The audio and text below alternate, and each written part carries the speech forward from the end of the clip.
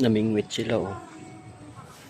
Andito tayo sa Bulacan, sa Pulilan, mga kaidol. Dito tayo sa trabaho ng Manny Michael. Dito yung trabaho niya, oh. Nagre-rectap sa mga gilid, naglalagay ng bakal. Ito yung nilalagay nila, binabaon yan. Ayan, binabaon. Sa tabing ilog lang sila dito, mga kaidol. Itong tulay, oh. Nasa ilalim tayo ng tulay sa papuntang Pulilan SM. Yan. May naglalaro ng basketball. Tapos ito yung ilog dito. Yan.